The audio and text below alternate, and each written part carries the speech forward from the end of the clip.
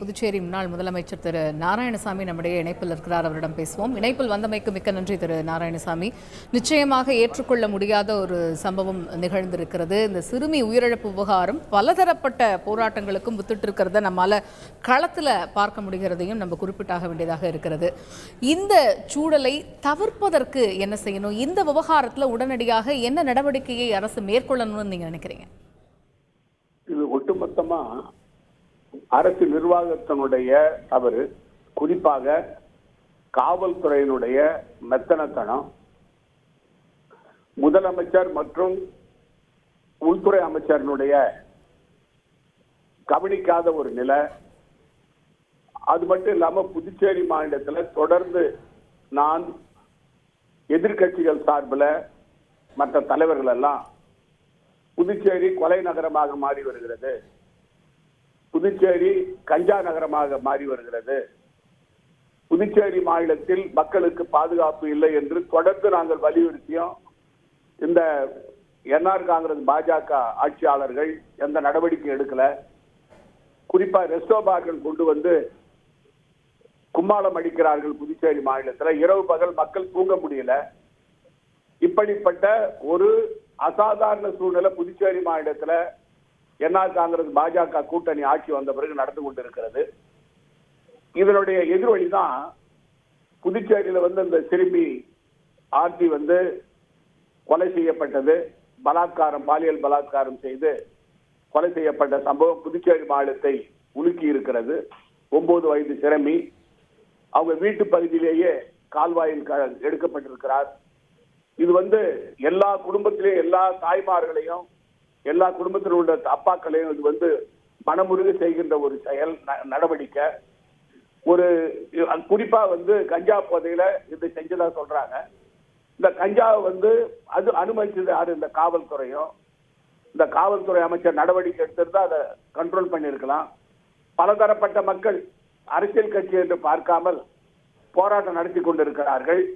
இதற்கு ஒரே ஒரு தீர்வு, இந்த ஆட்சியாளர்கள் ஆள தெரியாதவர்கள் தகுதி நீக்கம் செய்யப்பட வேண்டும், பதவி நீக்கம் செய்யணும். முதலமைச்சர் ராஜினாமா செய்யணும், தார்மீக பொறுப்பேற்று. உள்துறை அமைச்சர் ராஜினாமா செய்யணும். இங்க நிலைமை கட்டுக்குள் கொண்டு வருவதற்கு புதுச்சேரி மாநிலத்தில் குடியரசுத் தலைவருடைய ஆட்சி வந்தாதான் புதுச்சேரியில அமைதி திரும்புகின்ற ஒரு நிலை இப்பொழுது உருவாகி இருக்கிறது.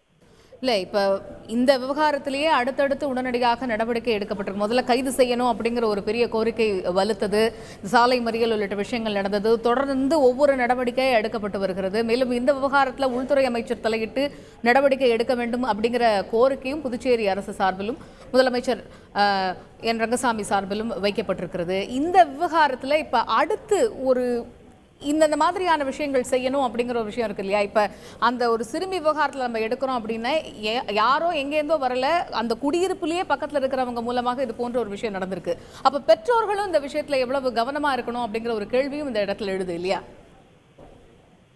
அது நீங்க கேட்க நியாயமான கேள்வி. பெற்றோர்கள் கவனமா இருக்கணும். அது பள்ளிக்கூடம் போற பொண்ணு அங்க விளையாடி கொண்டிருந்தது. சாதாரணமா பிள்ளைகள் தெருவில் விளையாடி கொண்டிருக்கோம். அது பிள்ளைகள் விளையாடுறது பெற்றோர்கள் கண்காணிக்க முடியாது. அந்த சமயத்துல பக்கத்துல இருக்கிறவங்க இந்த இது மாதிரி ஒரு வன்கொடுமையை செய்திருக்கிறாங்க. அந்த பெண்ணு கொலை செய்திருக்கிறாங்க. இது உண்மையிலேயே அவர்களுக்கு கடுமையான தண்டனை வழங்கப்பட வேண்டும். அவங்களுக்கு தண்டனையை உறுதி செய்ய வேண்டும் ஒன்று. இரண்டாவது, இந்த ஆட்சியாளர்களுடைய தவறால் தான் இது நடந்திருக்கு. அவர்களும் இதுக்கு பொறுப்பேற்றுக் கொள்ள வேண்டும். அதாவது குறிப்பா பெற்றோர்களை குறை சொல்ல முடியாது. ஏன் சொன்னா பெற்றோர்கள் 24 மணி நேரமும் பிள்ளைகளை கவனிச்சு இருக்க முடியாது. பள்ளிக்கூடம் போற பிள்ளைங்க, ரெண்டாவது விளையாட போற பிள்ளைகளை கண்காணிச்சு இருக்க முடியாது. ஆனா பெற்றோர்களுடைய பங்கு இருக்குது, நான் இல்லைன்னு சொல்லல. ஆனா இது புதுச்சேரி மாநிலத்துல இது சம்பவம் இது வரைக்கும் நடந்ததே கிடையாது. நான் 5 ஆண்டு காலம் முதலமைச்சராக இருக்கும்பொழுது சட்டம் ஒழுங்கை கட்டுக்குள் வச்சிருந்தேன்.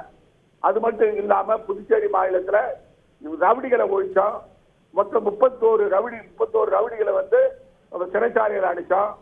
ஆமா, குண்டர் தடை சட்டத்துல போட்டு அடைச்சோம். ஆனா இந்த ஆட்சி வந்த பிறகு ரவுடிகளே முதலமைச்சர் அலுவலகத்தில் இருக்கிறாங்க, ரவுடிகளே உள்துறை அமைச்சர் அலுவலகத்தில் இருக்கிறாங்க. அவர்களை வளர்த்து விடுறதே இந்த ஆட்சியாளர்கள் தான். முதலமைச்சரும் உள்துறை அமைச்சரும் இந்த பாரதிய ஜனதா கட்சி, என்ஆர் காங்கிரஸ் தான். இன்று பாரதிய ஜனதா கட்சியில சேர்ற பூரா ரவுடி தான்.